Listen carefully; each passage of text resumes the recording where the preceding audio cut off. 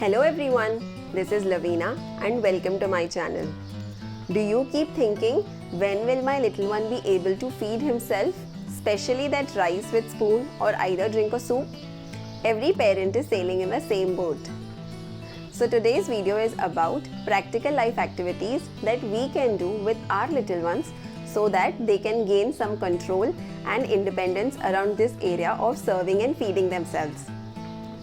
All these activities will require items which are readily available at our homes. I will also take you through variations of few of these activities so that you can get the concept behind the same. Come, let's see. The very first activity to start with is transferring of dry contents from one bowl to another bowl with the use of hands.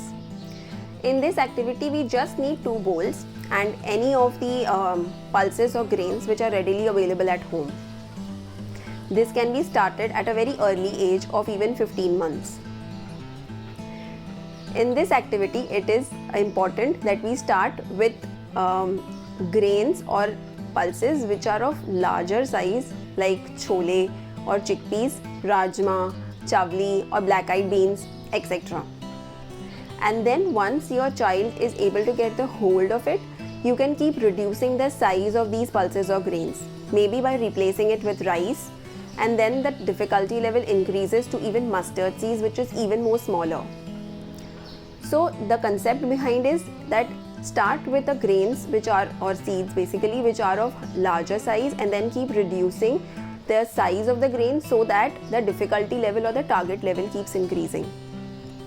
This was important for me, and maybe it is also important for every kid out there, for the reason because this helps them gain confidence.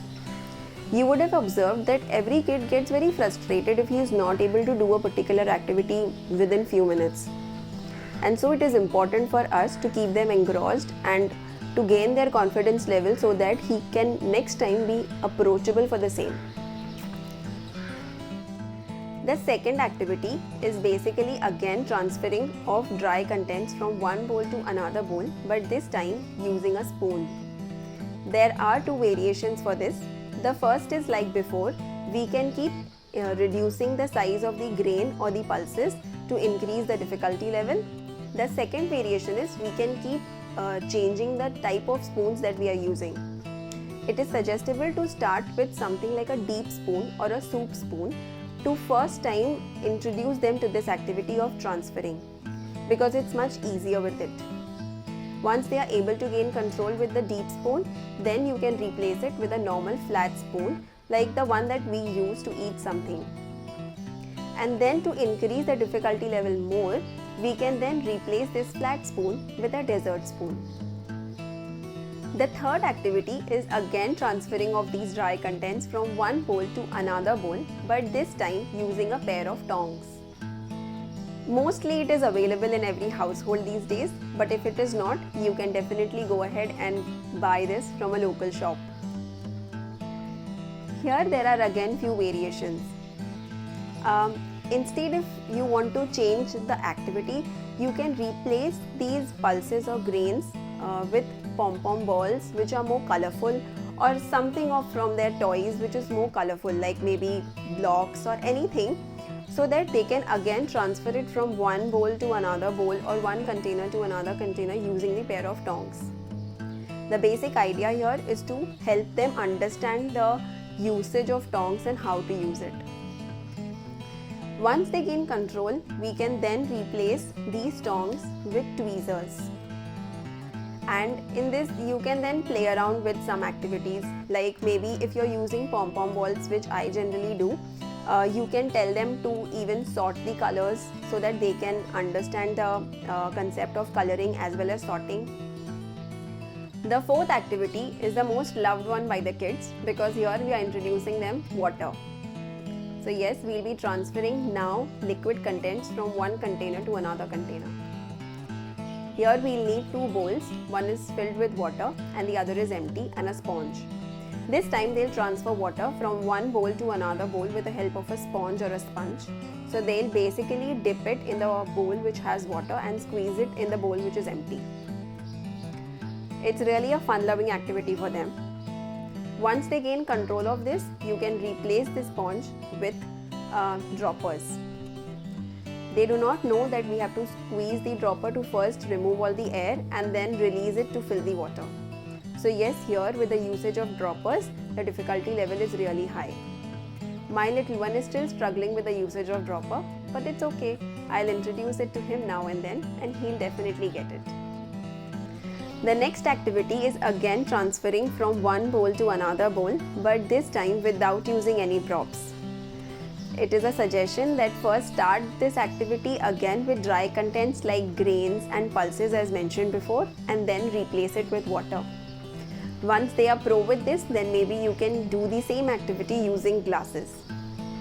Just to note, glasses do not have any handles, so it is again suggested that if you have something like a cup or a jug which they can hold easily with a handle, then do it first with them and then do it with the glasses. The sixth and the last activity is once your little one is able to transfer water from one glass to another glass, maybe you can now take a measuring glass or either like a use and throw glass which is transparent and easily available in the market, and you can mark up to a certain level with a sketch pen or a marker and tell your little one to fill it only up to that level. Although this seems to be very easy in listening, but it's a little difficult target for them. Ayan is still struggling with this, but again I'll introduce it now and then and he'll get it. Between these activities, again also you can introduce them to ice trays. You can tell them to fill water in these ice trays and make ice. This gives them acknowledgement as well as a confidence around these activities. These were few of the practical life activities that we should be doing with our little one every now and then. Just remember, these changes will not be seen in a single fortnight. So, it will need a little effort from your side and a whole lot of effort from your little one. And if you feel that your little one is getting bored doing these activities, you can just leave it for few days and maybe again redo it with them after few days. Always remember, it should be a child-led play, so lead your child. Always remember, it should be a child-led play, so please follow your child and do not lead your child. I hope this video was useful for you, and if you really like hearing to me, please do go ahead and subscribe to my channel and also share it with your family and friends. You can even like and comment on the video. It all means a lot to me. Thank you. See you next Wednesday.